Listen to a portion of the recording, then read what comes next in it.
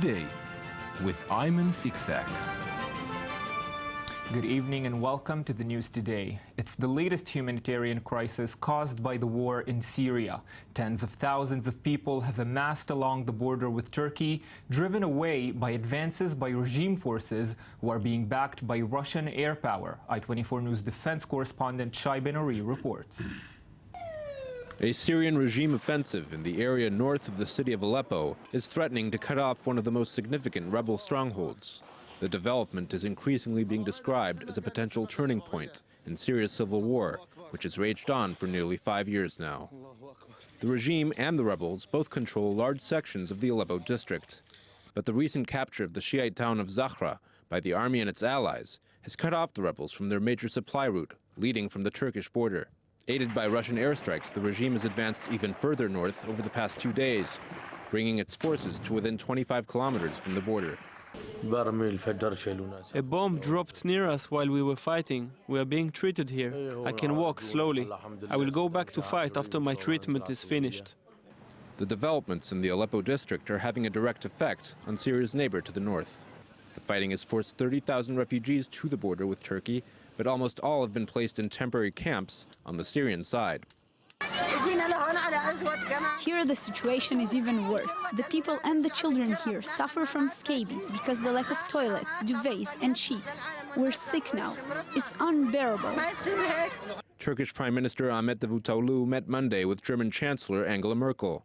He described the developments in Aleppo as a clear attempt to pressure Turkey and Europe on the migrant issue, adding that the refugees amassed on the border would be let in, quote, when necessary. What's of course important, not just for Turkey, but for all of us, is that we want to stop illegal immigration. We obviously have to be ready, to some extent, to accept refugees by legal means, especially Syrian refugees. Meanwhile, no less than 33 migrants drowned after 2 boats sank while attempting to sail from the Turkish coast to Greece. A dramatic reminder of the stakes at hand. Yes, and joining me now in studio are senior Middle East analyst Ali Wakil. Good evening, Ali. Good evening. And defense and government analyst for Haaretz, Amir Oren. Good evening, Amir. Evening, Ayman. Ali, maybe let's begin by trying to explain to our viewers, if it is the Syrian army, Assad's forces, that recaptured this village north of Aleppo as opposed to the Islamic State, why are Syrians still fleeing? Syria are still fleeing because it is a war, Ayman, and all sides are bombarding rockets and missiles and explosives barrels. And some of the Sunnite population that is fleeing this area thinks that that might be a victim to atrocities that will be caused by some militias that are participating in the military effort of the Assad Hezbollah, the Assad regime and Hezbollah Lebanese movement. This is why they are fleeing towards the big Sunnite country in the region, which is Turkey. And Turkey is doing everything in order to use this flow of refugees as a card to put pressure over the international community on the Kurdish issue. And it comes like weeks after the EU and the Turks agreed that Turkey will give the humanitarian aid for the refugees, and they paid Turkey almost $3 billion. Now the Turks are saying we are giving them the humanitarian aid, but it will be given on the Syrian side part of the borders and not inside Syria. And Amir, of course, and not inside Turkey, sorry. And Amir, of course, this village was retaken, aided by the Russian air campaign. It seems that now more than ever, it's clear that the Russian backing of the Assad regime is coming at the expense of the Syrian people who are fleeing towards the Turkish border. Yes, indeed.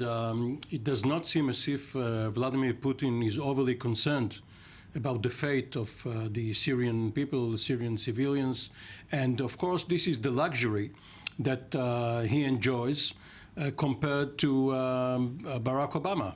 In a democracy with Congress, with free press, with investigations, if there are war crimes, Putin can decide that he is putting his air force in a bombing mode letting the boots on the ground of Assad and of Hezbollah do the work.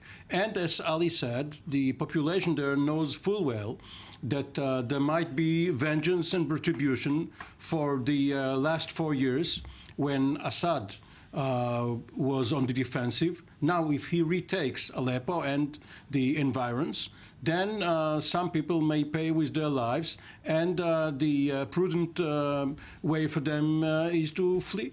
And gentlemen, you both mentioned Turkey. I want to bring into our conversation Laura Wells, who is in Istanbul, a freelance journalist. Laura, good evening. Thank you for being with us tonight. Thanks for having me. Laura, I want to talk to you about the situation of the refugees. Today, German Chancellor Angela Merkel met with the Turkish president and the prime minister, and they agreed they will need greater cooperation from NATO in dealing with the Syrians. But it seems the main goal still is to find ways to stop the flow of migrants rather than help those who are coming in. Well, that's very difficult since the Syria peace talks in Geneva failed last week. Certainly, Prime Minister Davutoglu has been blaming the Russians as well as the Assad regime for this bombing in Aleppo, which is causing this latest, deluge of refugees who have come to the Syrian-Turkish border. And certainly Merkel came because the EU wants Turkey to allow those 30,000 plus refugees to be able to come into Turkey. And one of the sticking points is that although the EU pledged 3 billion euros over 2 years, they have not paid Turkey yet. So Merkel said that she would try to get that money flowing quickly. But until you really have a political resolution in Syria, this will continue. And Laura, how likely is Merkel to try to succeed in basically making this money available to Turkey? Because since November, when this deal was reached, not much has happened on this side. That's a great question. Countries like Italy tried to block that aid, and some countries didn't want to give it at all. Even Juncker said in the EU Parliament that whether we like it or not, we're going to have to cooperate with the Turks. Certainly, President Erdogan has been a great beneficiary of this issue. There's even some leaked documents, cannot verify them at this time, but it does sort of coincide with some of the reports coming out of November when Juncker met with President Erdogan about the refugee issue, and it was somewhat acrimonious. They disagreed on many points, and one thing that Erdogan said allegedly in this leaked document is that we can open the borders to Greece and we can put them on buses if we want. So certainly the EU needs Turkey right now, although there is still a lot of resentment amongst Turks that the EU is basically using Turkey in their minds like an open-air refugee camp. Yes, Laura Wells joining us from Istanbul. Thank you very much. Ali, yesterday we discussed also Iran's ridiculing Saudi Arabia for pledging to send troops to Syria to help defeat the IS. An increasingly missing factor here with Iran and Saudi Arabia and Syria and Russia is the U.S.